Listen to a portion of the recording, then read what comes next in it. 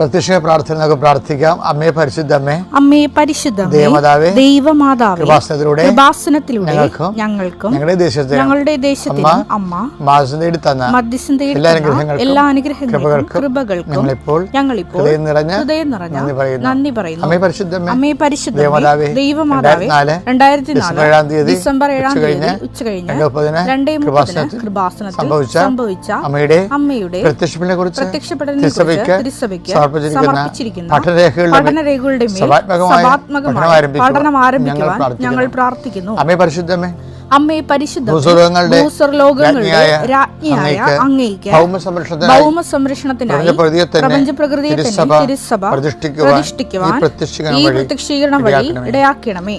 പരിശുദ്ധമേ, ജപമാല മാതാവേ, സകല കൃപാസനം പ്രാർത്ഥനയോടും ചേർത്ത് ഞങ്ങളിപ്പോൾ പ്രാർത്ഥിക്കുന്ന ഈ കുടുംബത്തിന്റെ പ്രത്യേക നിയോഗം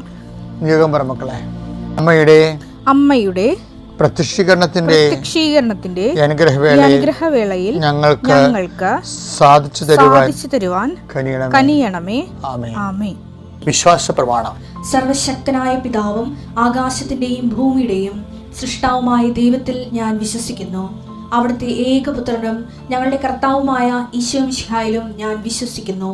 ഈ പുത്രൻ പരിശുദ്ധാത്മാവിനാൽ ഗർഭസ്ഥനായി കന്യകാമറിയത്തിൽ നിന്ന് പിറന്ന് പൊന്തിയോസ് പീലാത്തോസിന്റെ കാലത്ത് പീഡകൾ സഹിച്ച് കുരിശിൽ തറയ്ക്കപ്പെട്ട് മരിച്ച് അടക്കപ്പെട്ട് പാതാളങ്ങളിൽ ഇറങ്ങി മരിച്ചവരുടെ ഇടയിൽ നിന്ന് 3-ാം നാൾ ഉയർത്ത് സ്വർഗത്തിലേക്ക് എഴുന്നള്ളി സർവശക്തിയുള്ള പിതാവായ ദൈവത്തിന്റെ വലതുഭാഗത്തിരിക്കുന്നു. അവിടെ നിന്ന് ജീവിക്കുന്നവരെയും മരിച്ചവരെയും വിധിക്കുവാൻ വരുമെന്നും ഞാൻ വിശ്വസിക്കുന്നു. പരിശുദ്ധാത്മാവിലും ഞാൻ വിശ്വസിക്കുന്നു. വിശുദ്ധ കത്തോലിക്കാ സഭയിലും പുണ്യവാന്മാരുടെ ഐക്യത്തിലും പാപങ്ങളുടെ മോചനത്തിലും ശരീരത്തിന്റെ ഉയർപ്പിലും നിത്യമായ ജീവിതത്തിലും ഞാൻ വിശ്വസിക്കുന്നു. ആമേൻ. ഞങ്ങളുടെ പിതാവേ, അങ്ങയുടെ നാമം പൂജിതമാകണമേ. അങ്ങയുടെ രാജ്യം വരണമേ. അങ്ങയുടെ തിരുമനസ് സ്വർഗത്തിലെ പോലെ ഭൂമിയിലുമാകണമേ. അന്നു വേണ്ടുന്ന ആഹാരം ഇന്ന് ഞങ്ങൾക്ക് തരണമേ. ഞങ്ങളോട് തെറ്റ് ചെയ്യുന്നവരോട് ഞങ്ങൾ ക്ഷമിക്കുന്നത് പോലെ ഞങ്ങളുടെ തെറ്റുകൾ ഞങ്ങളോടും ക്ഷമിക്കണമേ. ഞങ്ങളെ പ്രലോഭനത്തിൽ ഉൾപ്പെടുത്തരുതേ, തിന്മയിൽ ഞങ്ങൾ രക്ഷിക്കണമേ. ആമേൻ. നന്മ നിറഞ്ഞ മറിയമേ, സ്വസ്തി. കർത്താവ് അങ്ങയുടെ കൂടെ സ്ത്രീകളിൽ അങ്ങ് അനുഗ്രഹിക്കപ്പെട്ടവളാകുന്നു. അങ്ങയുടെ ഉദരത്തിൻ ഫലമായി ഈശോ അനുഗ്രഹിക്കപ്പെട്ടവനാകുന്നു. പരിശുദ്ധ മറിയമേ, തമ്പുരാന്റെ അമ്മേ, പാപികളായ ഞങ്ങൾക്ക് വേണ്ടി ഇപ്പോഴും ഞങ്ങളുടെ മരണസമയത്തും തമ്പുരാനോട് അപേക്ഷിക്കണമേ. ആമേൻ. കർത്താവേ, നിന്റെ ഉന്നതമായ നാമത്തിന് സ്തോത്രം ചെയ്യുന്നു. കർത്താവേ, നിന്റെ വിശുദ്ധ പൗരോഹിത്യത്തെ മഹത്വപ്പെടുത്തണമേ.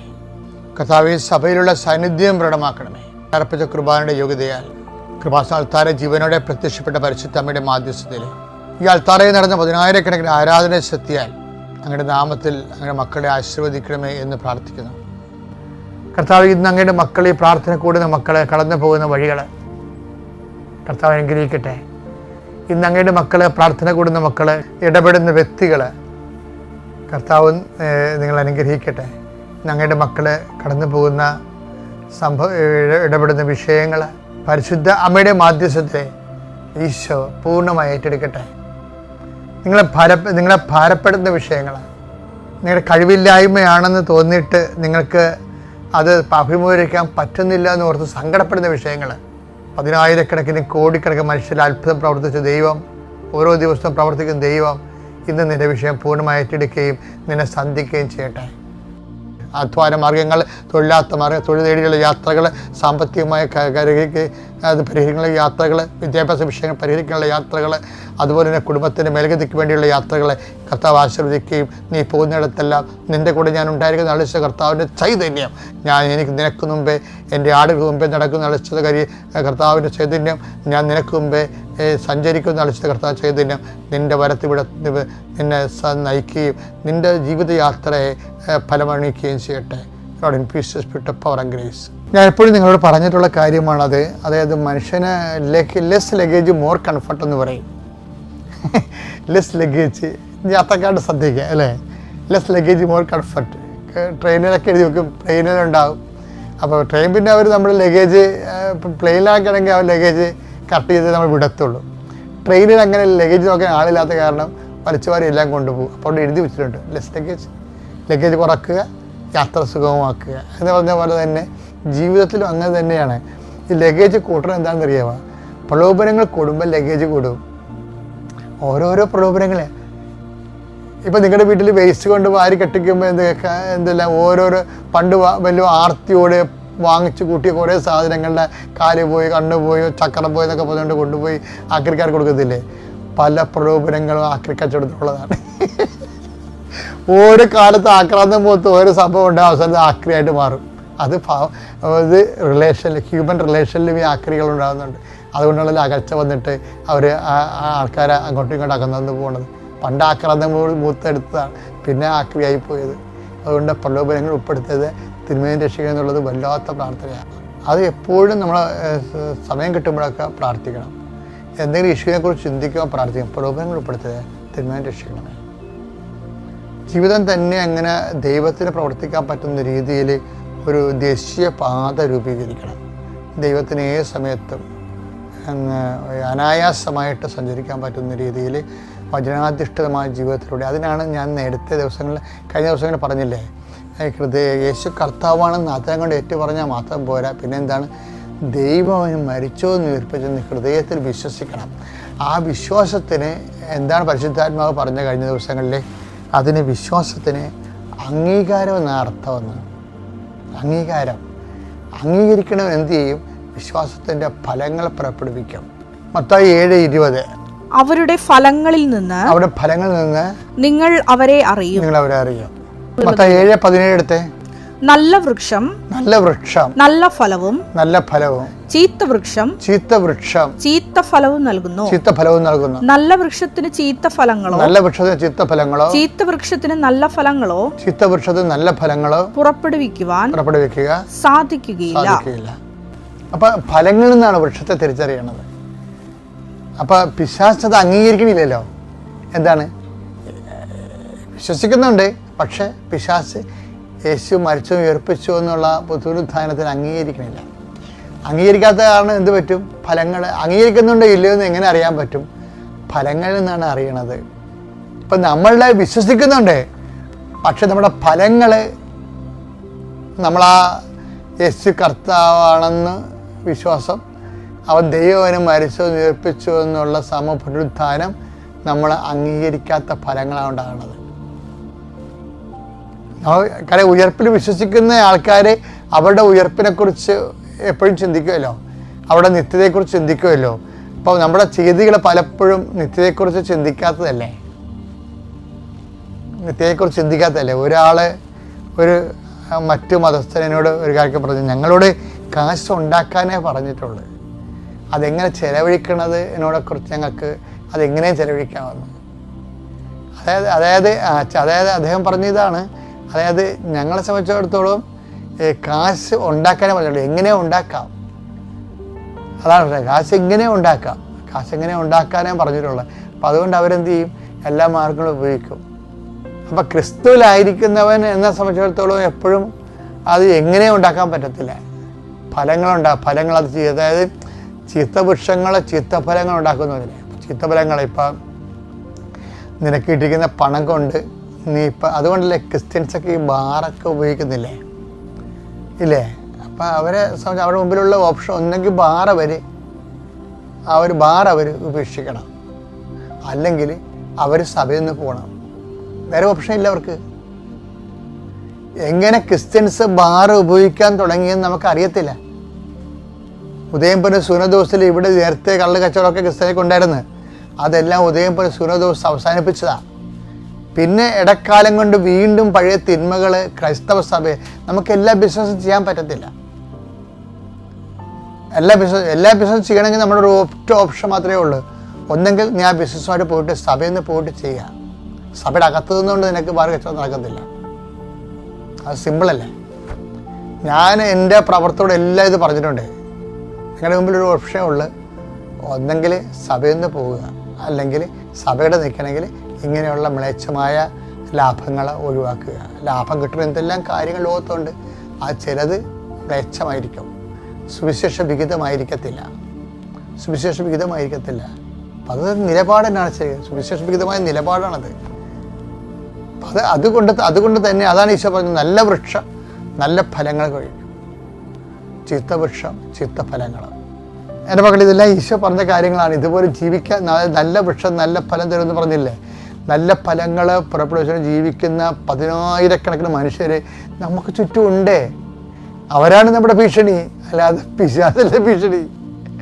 അപ്പോൾ അതുകൊണ്ട് തന്നെ അത് സാധിക്കുന്ന കാരണം തന്നെ നന്മയുള്ളവരെ നന്മ സാധിക്കുമെന്നുള്ളത് അത് അനായാസമാണെന്നുള്ളതിൻ്റെ തെളിവാണത്.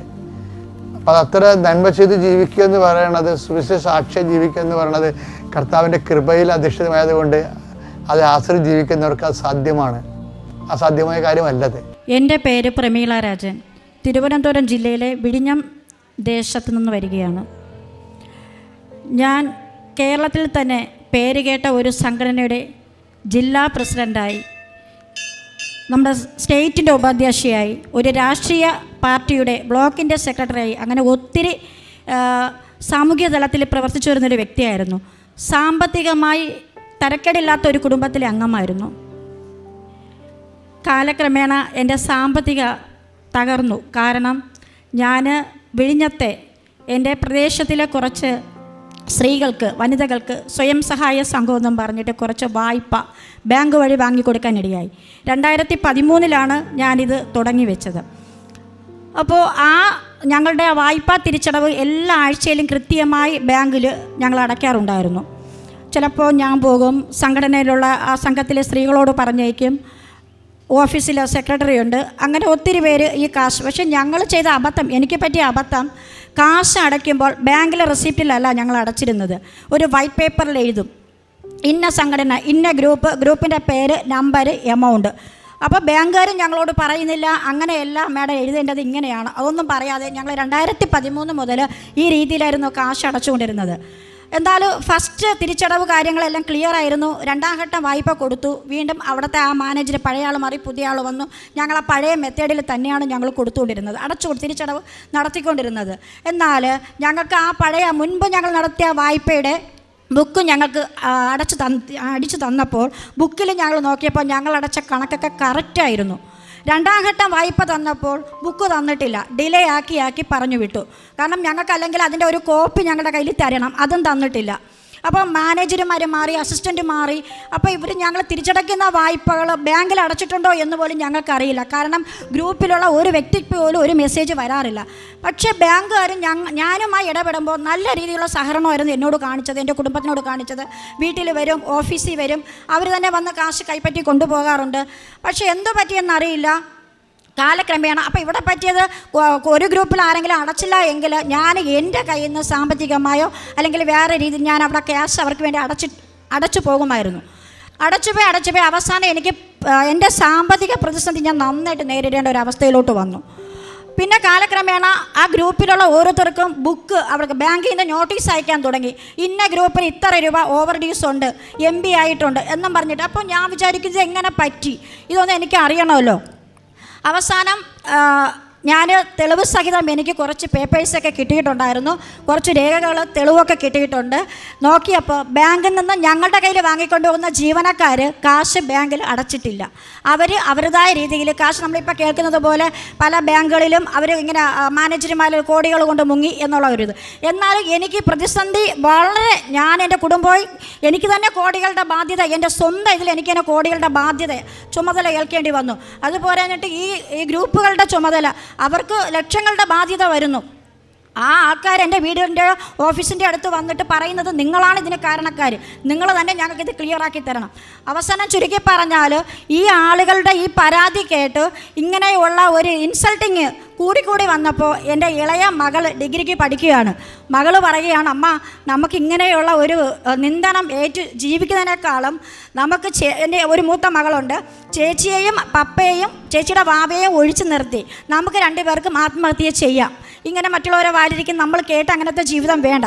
ഒരു രൂപ പോലും ഞങ്ങൾക്ക് സഹായിക്കാൻ ആരും ഇല്ലാത്ത ഒരു സന്ദർഭത്തിൽ ഞങ്ങൾ ജീവിക്കുന്ന സമയത്താണ് ഇങ്ങനെയൊക്കെ വരുന്നത്, മോളുടെ വായിന്ന് ഇങ്ങനെയൊക്കെ ഇത് കേൾക്കുന്നത് ഈ സമയത്താണ്. അപ്പോൾ ഞാൻ ഇങ്ങനെ ആലോചിച്ച് നോക്കിയപ്പോൾ വേറെ ഒന്നുമില്ല, ഇങ്ങനത്തെ ഒരു ബാങ്കുകാരുടെ ഭാഗത്തു നിന്നുള്ള തെറ്റാണെന്ന് മനസ്സിലാക്കി ബാങ്ക് ജീവനക്കാർക്കെതിരെ എൻ്റെ ഇല്ലായ്മയിൽ നിന്നും ലക്ഷങ്ങൾ കടം വാങ്ങി തന്നെ ഞാനിപ്പോൾ ഹൈക്കോടതിയിൽ അവർക്കെതിരെ കേസ് കൊടുത്തിരിക്കുകയാണ്.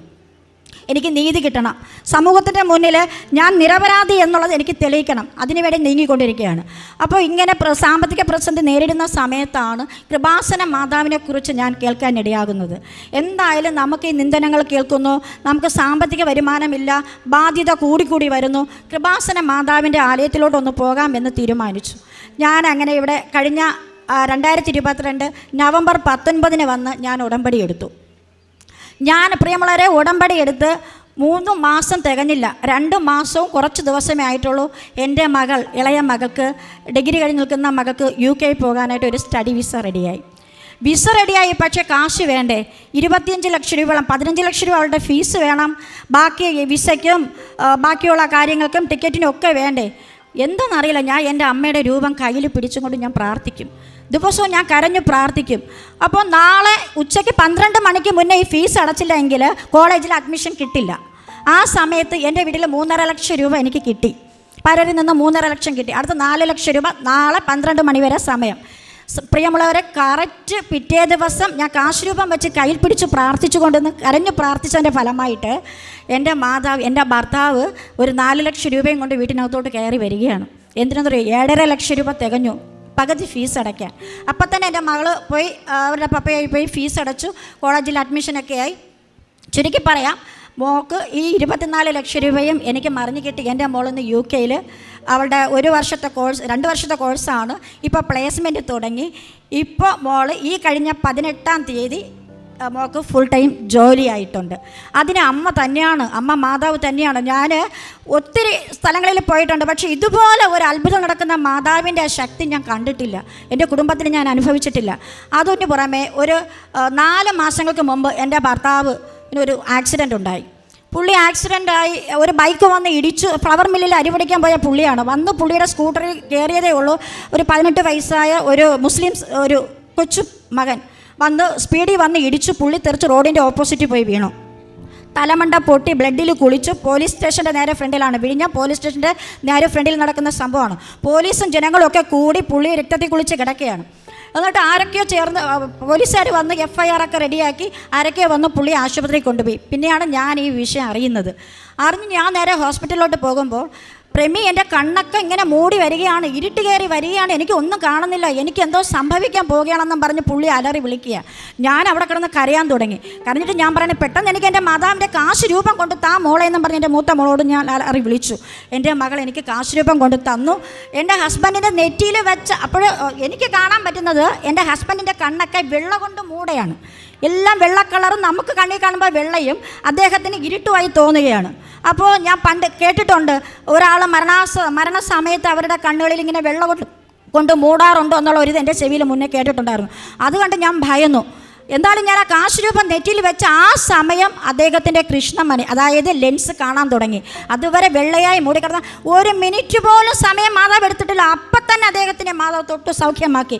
എന്നിട്ട് മെഡിക്കൽ കോളേജിലോട്ട് വിട്ടു. ആംബുലൻസ് വന്നു. ഞാൻ മെഡിക്കൽ കോളേജിൽ കൊണ്ടുപോയില്ല, പ്രൈവറ്റ് ഹോസ്പിറ്റലിൽ കൊണ്ടുപോയി. 72 മണിക്കൂർ ആശുപത്രി അധികൃതർ പറഞ്ഞായിരുന്നു, ഇവരെ ഒബ്സർവേഷനിലായ പോലെ വീട്ടിൽ കരുതണം. കാരണം എപ്പോഴും ഒരു കരുതൽ ഇവർക്ക് ഉണ്ടാകണം, നിങ്ങളുടെ ഭാഗത്തു നിന്ന് എപ്പോഴും ഇവരെ നോക്കിക്കൊള്ളണമെന്ന് പറഞ്ഞു. ഇതിനിടയ്ക്ക് ജന്നിയോ ഛർദിലോ അധികമായാൽ പെട്ടെന്ന് ഇങ്ങോട്ട് കൊണ്ടുവരിക എന്ന് പറഞ്ഞു. പ്രിയമുള്ളവരെ, ചുരുക്കി പറഞ്ഞാൽ ഒരു ദിവസം അവർ 72 മണിക്കൂർ പറഞ്ഞു, ഒരു ദിവസം പോലും അല്ല. MRI സ്കാനിങ്ങും CT സ്കാനിങ്ങും ഒക്കെ എടുത്തു. ഒരു കുഴപ്പമില്ലാതെ എൻ്റെ ഹസ്ബൻഡിന് പൂർണ്ണ സൗഖ്യം മാതാവ് തന്നു. ഞാൻ ആ കാശ് രൂപം വെച്ച് പ്രാർത്ഥിച്ചു. ഇവിടുത്തെ കിണറ്റിലെ വെള്ളം കൊണ്ടുപോയി അദ്ദേഹത്തിന് കുടിക്കാനും കൊടുത്തു. വീട്ടിലുണ്ടായിരുന്നു, കൊടുത്തു. ഒരു കുഴപ്പമില്ലാതെ എൻ്റെ ഭർത്താവിന് പൂർണ്ണ സൗഖ്യം കിട്ടി. അതുപോരാഞ്ഞിട്ട് എൻ്റെ മകളുടെ കുഞ്ഞ് എന്നോടൊപ്പമാണ് താമസിക്കുന്നത്. അവന് ഒരു 8 മാസത്തിന് മുൻപേ ജനറ്റിക് ടെസ്റ്റിലൂടെ മകളെ കെട്ടിയത്, വിവാഹം കഴിച്ചത് ഫാമിലിക്കകത്തുള്ള മുറ ചെക്കനായിരുന്നു. അപ്പോൾ ജനറ്റിക് ടെസ്റ്റിലൂടെ മകന് തലസീമിയ എന്ന് പറയുന്ന അസുഖം, അതായത് ഹീമോഗ്ലോബിൻ രക്തത്തിൻ്റെ അളവ് ആ ബോഡിയിലില്ല. മോൻ്റെ ഹീമോഗ്ലോബ് ഇപ്പോൾ വരെ നമ്മൾ ചെക്ക് ചെയ്താൽ 6.4 അല്ലെങ്കിൽ 5, അതിലധികം ഉണ്ടാകില്ല. ഒരു മനുഷ്യ ശരീരത്ത് 13, 14, 12 ഇത്തരത്തിൽ കാണണം. എന്നാൽ എൻ്റെ കുഞ്ഞിന് ഈ അളവേ ഉള്ളൂ. അപ്പോൾ ബ്ലഡ് ട്രാൻസ്ഫ്യൂഷൻ ചെയ്താലേ കുഞ്ഞിനെ കുറച്ച് മാസത്തേക്ക് നല്ല രീതിയിൽ കൊണ്ടുപോകാൻ പറ്റത്തുള്ളൂ.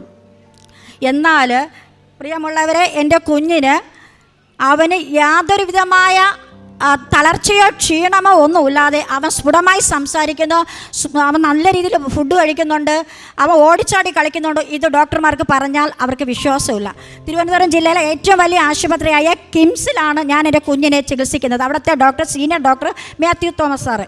പുള്ളി ഇപ്പോൾ ഞങ്ങൾ കഴിഞ്ഞ മാസം ഹോസ്പിറ്റലിൽ കൊണ്ടുപോയി പറയാണ്, കുഞ്ഞിന് കഴിക്കുന്ന ഭക്ഷണം കഴിക്കുമ്പോൾ ഓടിച്ചാടി നടക്കുന്നതെന്ന് പറയുമ്പോൾ അദ്ദേഹത്തിന് വിശ്വസിക്കാൻ പറ്റുന്നില്ല. ഞങ്ങളിനി അടുത്ത തവണ പോകുമ്പോൾ വീഡിയോ പിടിച്ച് അവിടെ ആശുപത്രിയിൽ ഡോക്ടറിനെ കൊണ്ട് കാണിക്കണമെന്നാണ് ഡോക്ടർ പറഞ്ഞു വെച്ചിരിക്കുന്നത്. എന്നാൽ കുഞ്ഞ് ഇന്നും ഇവിടെ ഉണ്ട്, മോനുണ്ട്, അവൻ ഇന്ന് സ്ഫുടമായി സംസാരിക്കുന്നു, ഓടിച്ചാടി കളിക്കുന്നു, അവൻ ഫുഡ് കഴിക്കുന്ന എല്ലാ രീതിയിലും, അവൻ നഴ്സറി പോകുന്നുണ്ട്, നല്ല രീതിയിൽ കുഞ്ഞ് ജീവിക്കുകയാണ്. അപ്പോൾ എനിക്ക് ഓരോ ആവശ്യങ്ങൾ വന്നാലും പ്രിയമുള്ളവരെ, ഞാൻ എൻ്റെ മാതാവിൻ്റെ കാശുരൂപ എല്ലാ ദിവസവും ഞാൻ ബൈബിൾ വായിക്കാറുണ്ട്, അരമണിക്കൂർ ബൈബിൾ വായിക്കാറുണ്ട്.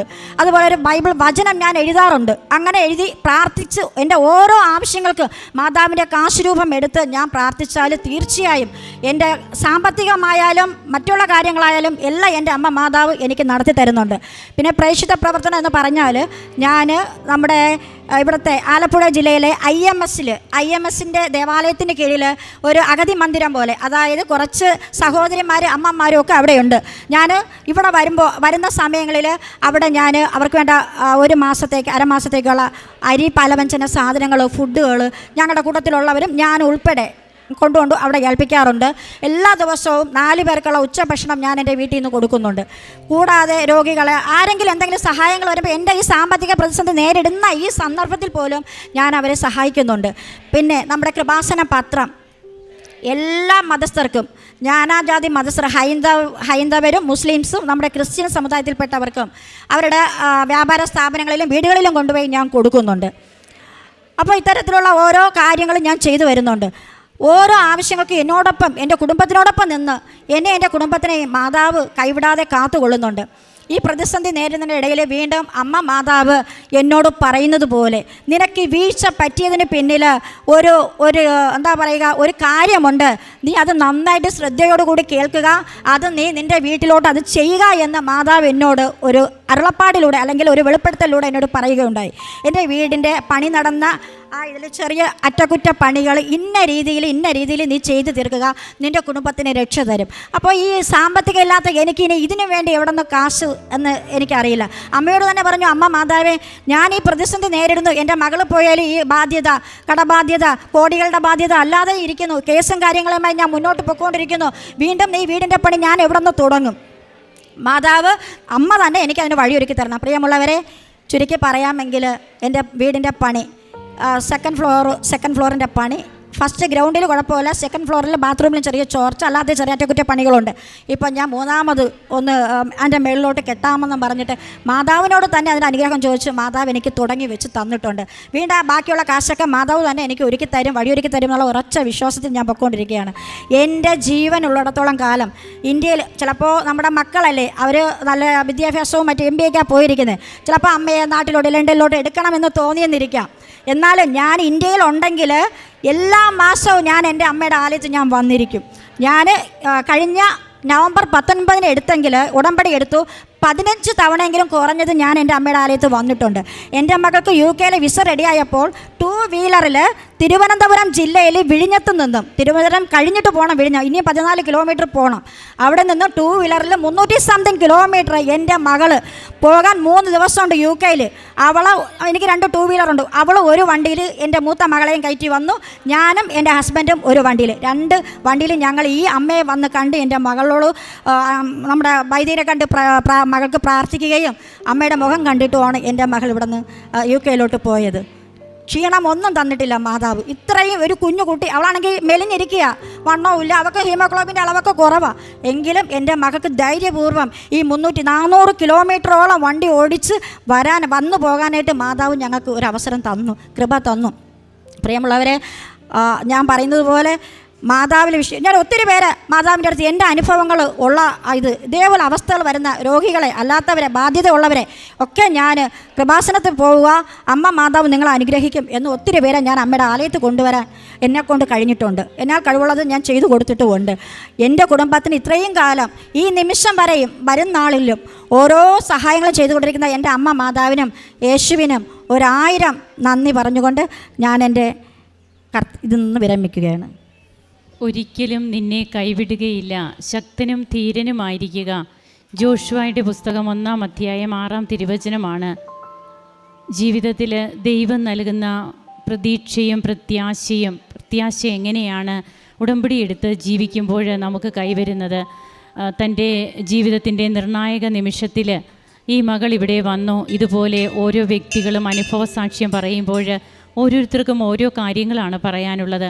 അങ്ങനെ തനിക്ക് എങ്ങനെയാണ് പിന്നീട് ജീവിതത്തിലേക്ക് തൻ്റെ മകൾക്ക് വിദേശത്തേക്ക് പോകുവാനും ഭർത്താവിൻ്റെ പെട്ടെന്നുള്ള ഒരു ആക്സിഡൻറ്റിൽ നിന്ന് സൗഖ്യം ലഭിക്കുവാനും അതുപോലെ തൻ്റെ മകളുടെ കുഞ്ഞിന് ഉണ്ടായിരുന്ന ഒരു അസുഖം അതൊക്കെ പരിശുദ്ധ അമ്മയുടെ നടയിൽ വന്ന് യേശുവിൻ്റെ നാമത്തിൽ ഉടമ്പടി എടുത്ത് അമ്മയോട് പ്രാർത്ഥിച്ചതിന് ശേഷം മാത്രം കിട്ടിയ കൃപകളാണെന്നാണ് പറഞ്ഞത്.